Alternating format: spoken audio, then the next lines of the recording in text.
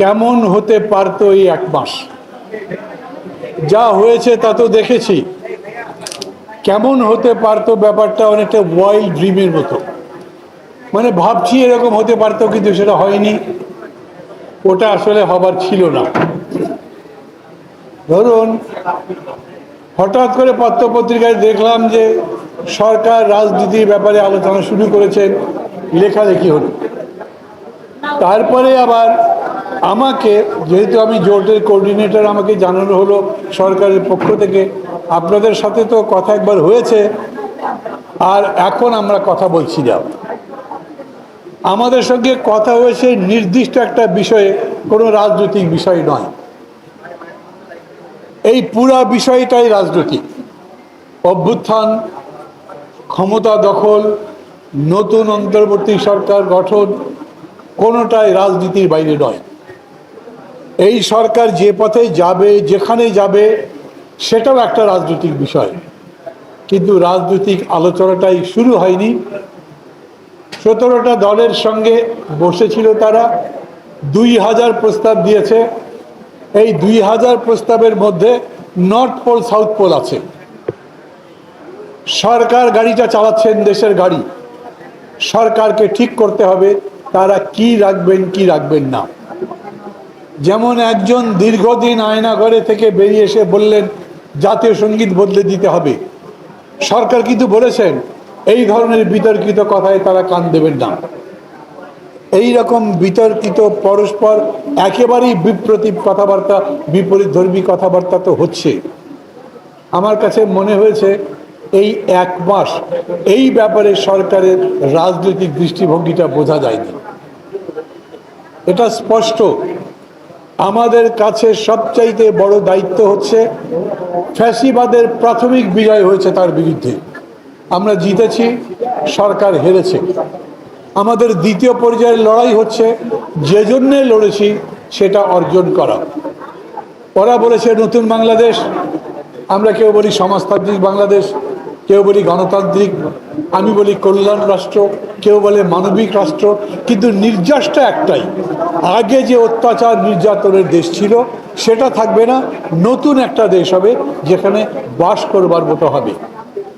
সেটার মডেল কি, কীরকম করে করবে সরকার, এই ব্যাপারে যত্নের সঙ্গে আমার মনে হচ্ছে কথাবার্তা এড়িয়ে যাচ্ছেন। আপনারা যেমন আজকে এক মাস পূর্তি করছেন, খেয়াল করেছেন পত্রিকাগুলোতে ওই এক মাসের উপরে বহু কথা লেখা হয়েছে। বেশ কয়েকজন উপদেষ্টা কথা বলেছেন।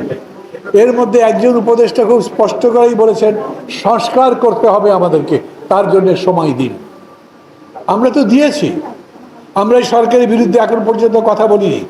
আমাদের মাঝে মাঝে ভয় হয় এই সরকার যে কাজগুলো করতে পারতেন, করেননি, সেটা যদি বেশি করে বলি তাহলে প্রতিবিপ্লবের শক্তি হয়তো আরও বেশি শক্তিশালী হবে। বলি না, কিন্তু তারপরেও এই কথাটা বলতে হবে আমাদেরকে। আপনারা যে সংস্কার করতে চান, সংস্কারের তো কোনো শেষ নাই। একটা দেশ প্রতিনিয়তই উন্নত হতে থাকবে, প্রতিনিয়তই সংস্কার হতে থাকবে। তো আজীবন পর্যন্ত এই সরকারটি সংস্কার করতে থাকবে, তারাই কি ক্ষমতায় থাকবে? তাদের তো একটা লাইন অফ ডিমার্কেশন থাকবে যে এই পর্যন্ত আমরা যাব। আমরা খুব স্পষ্টভাবে বলি এই সরকার যেহেতু অন্তর্বর্তী সরকার, মানে একটা সরকার থেকে আর একটা সরকারে যাওয়া পর্যন্ত যে সময়, সেটা অন্তর্বর্তী সময়। অর্থাৎ তারা একটা গ্রহণযোগ্য নির্বাচনের পরিস্থিতি তৈরি করে নির্বাচন দিয়ে চলে যাবেন। তারপর তারা যদি নিজেরা দলটল করেন, করবে নাকি জানি না। আমাকে অনেকে জিজ্ঞেস করছে ভাই বিকালে শহীদ মিনারে কি নতুন পার্টি হচ্ছে, জানি না, কিন্তু বাজারে তো কথা আছে। যদি তা করেন তো সেটা করেও তারা ভোটেই আসবেন, এবং ভোটে যারা জিতবে তারা যাবে। মনে করবেন এই দেশ চালাবার দায়িত্ব শেষ পর্যন্ত রাজনৈতিক দলের উপরে। এমন কোনো দল যাকে আমি পছন্দ করি না, যদি সেই দল ক্ষমতায় যায়ও, যদি ভোটে যেতে, তাহলে তাকে ক্ষমতা থেকে তো বিরত করতে পারবেন না। সেটা গণতন্ত্র নয়। এই কারণে বিকল্প হতে পারতো যে আমরা সত্যি সত্যি ওই রকম আমাদের আকাঙ্ক্ষার দেশ গড়বার মতো একটা পার্টি, একটা জোট তৈরি করতে পারতাম। সত্যি হচ্ছে সেটা একটা প্রস্তুতির পরিচয় হয়তো আছে, সেটা আমাদেরকে দেখতে হবে। এই অন্তর্বর্তী সময়ের মধ্যে সরকার সবার জন্য গ্রহণযোগ্য নির্বাচন করবার এজেন্ডাও এজেন্ডাও অনেক বড়। পুলিশ কাজ করে না, পুলিশের কাছে গিয়ে দেখেন তাদের মেন্টালিটি আগের মতোই আছে। তারা ভয় পাচ্ছে জনগণকে মোকাবেলা করতে, সেগুলো সমস্যা হচ্ছে। কিন্তু এই পুলিশ দিয়ে তো ভোট করা যাবে না। কেবলমাত্র আইজির জায়গায় একটা আইজি বসলো, কিছু ঊর্ধ্বতন কর্মকর্তার জায়গায় আপনি বদলি করে একটা দুটো ভালো লোকও দিলেন, সেটা কিন্তু জনবান্ধব কোনো পুলিশ প্রশাসন তৈরি করবে না। একটা জনবান্ধব পুলিশ প্রশাসন যেটা জনগণের নির্বাচনকে নিশ্চিত করবে, তার জন্য কতদিন লাগবে সেটা বলেন। একটা প্রশাসন যেটা জনবান্ধব হবে, তার জন্য কতদিন লাগবে সেটা বলেন। বলেন এই যে কালো টাকা এই রকম করে ছড়িয়ে আছে, তাদের প্রভাব দৌরাত্ম্য কমাবার জন্যে, মানে এক কথায় শুধুমাত্র একটা যথাযথ নির্বাচন দেবার জন্যই এজেন্ডাটা অনেক বড়। মির্জা ফখরুল ইসলাম আলমগীর যখন গেলেন, প্রধান উপদেষ্টাকে বললেন আপনারা কীরকম সংস্কার করতে চান বলেন। আমি তখন বলেছিলাম উনি কেমন সংস্কার করতে চান সেটা বলেন কেন, আমরা কেমন সংস্কার করতে চাই তা তো বলেছি। আমরা কীরকম দেশ চাই, কীরকম রাষ্ট্র চাই, কীরকম কন্ট্রাক্ট চাই, কীরকম বন্দোবস্ত চাই, সেটা তো বলেছি। উনি তার জবাবে বলুন যে এই কাজগুলো করতে তার এই এই জিনিস লাগবে, এতটা সময় লাগবে।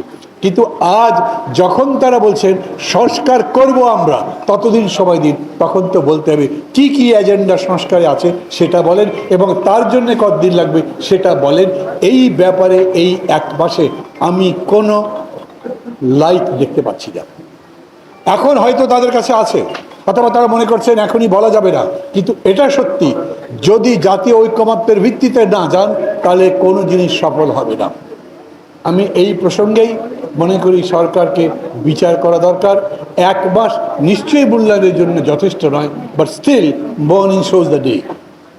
যা দেখছি তাতে প্রশ্ন যা তৈরি হচ্ছে সেটা বলছি, এটার জবাব যে আমরা পাবোই তার তো কোনো সিস্টেম নাই, ওনারা যে জবাব দেবেনি এরকমও সিস্টেম নেই। অতএব একটা ডিসকোর্স সিস্টেম চালু করতে হবে।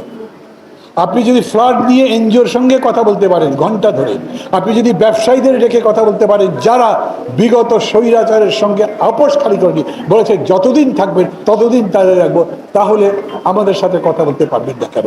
ওই যে দাদা বললেন, সুব্রত দা বললেন, যারা স্বৈরাচারের সরাসরি দোষর ছিল তাদেরকে সব জায়গায় দাওয়াত করছে, কিন্তু বাকি জায়গাগুলো করছেন না। মনে হতে পারে আমি খুব নেতিবাচক বলছি, কিন্তু তা না। আমি মনে করি সমালোচনা সাধারণত এরকমই হয়, যখন মূল্যায়ন করতে যাবেন তখন তার প্রশংসা করবার জন্য মূল্যায়ন করবেন না, মূল্যায়ন করবেন কেবলমাত্র তার সীমিতাবস্থা, তার সীমাবদ্ধতা, তার ব্যর্থতার সম্ভাবনা, যাতে তিনি সফল হন সেই লক্ষ্যে সেটা করা।